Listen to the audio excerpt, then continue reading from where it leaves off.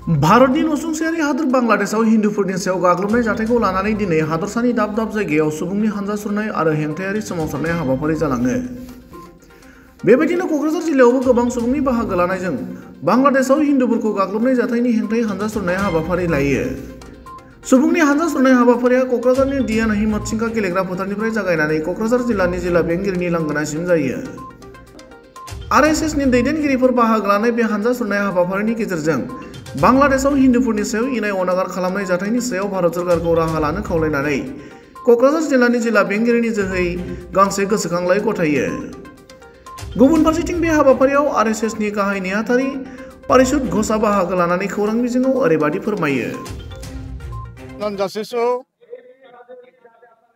दरअसलते এই যে যুদ্ধ, এই যে মহাসংগ্রাম, এই সংগ্রাম তথাকথিত ইসলামিক সন্ত্রাসবাদের বিরুদ্ধে সংগ্রাম বাংলাদেশত যেটো ঘটিছে এইটো এটা বৃহত্তৰ ষড়যন্ত্ৰৰ ফল। ইসলামিক সন্ত্ৰাসবাদেৰ মূল যে মন্ত্ৰ আছে এইটো হল মুল্লাত আৰু কাফেৰ, মানে পৃথিৱীৰ সকলো মুছলমান ভাই আৰু অমুসলিম সকল কাফেৰ, আৰু কাফেৰ সকলক হত্যা ধৰ্ষণ লুণ্ঠন কৰিলে গাজী এনেকা উপাধি পোৱা যায়। ইসলামিক সন্ত্ৰাসবাদেৰ এইটো মূল মন্ত্ৰ। দ্বিতীয় যে মূল মন্ত্ৰ ইসলামিক সন্ত্ৰাসবাদৰ এইটো হল দাৰুল ইসলাম আৰু দাৰুল হাৰ্ব।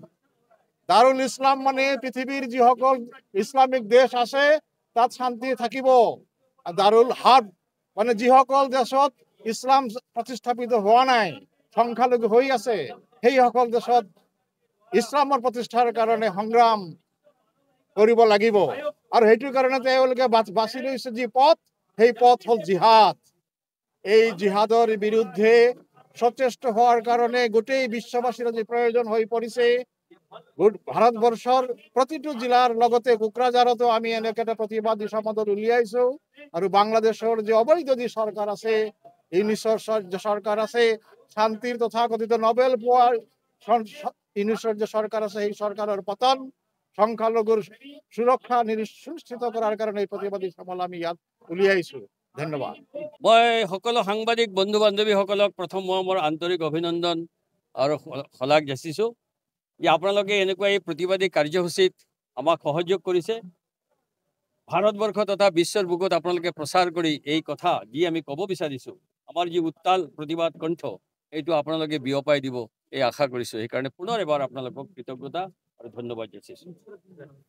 যে যোৱা 5 আগষ্টৰ পৰা বাংলাদেশত মৌলবাদী জামায়াত উলেমা সন্ত্ৰাসবাদী ইছলামিক শক্তিৰ দ্বাৰা হিন্দু সনাতন সমাজ তথা অন্য ধৰ্মীয় সংখ্যালঘুসকলে যেনেকুৱা বৰ্বৰভাৱে অত্যাচাৰিত হৈছে, পাশবিক অত্যাচাৰ তেওঁলোকৰ ওপৰত চলোৱা হৈছে, সেই অত্যাচাৰৰ প্ৰতিবাদত আজি ভাৰতবৰ্ষৰ সকলো ডিষ্ট্ৰিক্ট হেডকোৱাৰ্টাৰত আমি সকলো জাতি জনগোষ্ঠী ভাষা ভাষী সামাজিক সাংস্কৃতিক সংগঠনৰ সকলো মানুহ একত্ৰিত হৈ পেলাই আজি আমি প্ৰতিবাদী ধৰ্ণা কাৰ্যসূচী আয়োজিত কৰিছোঁ। ইয়াৰ কেৱল কোকৰাঝাৰ জিলাতে নহয়, সম্পূৰ্ণ ভাৰতবৰ্ষৰ সকলো জিলা কেন্দ্ৰত হৈ আছে। ইয়াৰ কিমান সংখ্যা এইটো আপোনালোকে অলপ পিছতে হয়তো জানিব পাৰিব। আৰু আমাৰ এই প্ৰতিবাদী কণ্ঠ আমি বাংলাদেশ তথা গোটেই বিশ্বলৈ বিয়পাই দিব বিচাৰিছোঁ। গোটেই পৃথিৱীত বাংলাদেশটো হৈ গোটেই পৃথিৱীত সনাতন সংস্কৃতিৰ ওপৰত হোৱা আক্ৰমণ তাৰ আমি প্ৰতিবাদ কৰিছোঁ। আৰু তাৰ সত্যাৰ প্ৰতিবাদ কৰি পেলাই তেওঁলোকৰ মানৱ অধিকাৰ, তেওঁলোকৰ ধৰ্মীয় অধিকাৰ, তেওঁলোকৰ সামাজিক অধিকাৰ, তেওঁলোকৰ সাংস্কৃতিক অধিকাৰ, তেওঁলোকৰ আৰ্থিক অধিকাৰ, তেওঁলোকৰ ৰাজনৈতিক অধিকাৰ সুনিশ্চিত কৰাৰ কাৰণে ভাৰত চৰকাৰৰ জৰিয়তে, আমাৰ জিলা প্ৰশাসনৰ জৰিয়তে, ভাৰত চৰকাৰৰ জৰিয়তে বাংলাদেশৰ অন্তৰ্বৰ্তীকালীন চৰকাৰ মহম্মদ ইউনুছক আমি সকীয়াই দিছোঁ। এই বিষয়লৈ আমি আশা কৰিছোঁ সোনকালে তেওঁলোকে বাংলাদেশত থকা হিন্দু আৰু অন্য ধৰ্মীয় সংখ্যালঘুসকলৰ ওপৰত যি বৰ্বৰ অত্যাচাৰ চলাইছে অনতিপলমে তেওঁলোকে বন্ধ কৰিব। এই আশাৰে মই আপোনালোকৰ সন্মুখত আপোনালোকৰ জৰিয়তে এই আহ্বান পুনৰ এবাৰ যাচিছোঁ। ধন্যবাদ।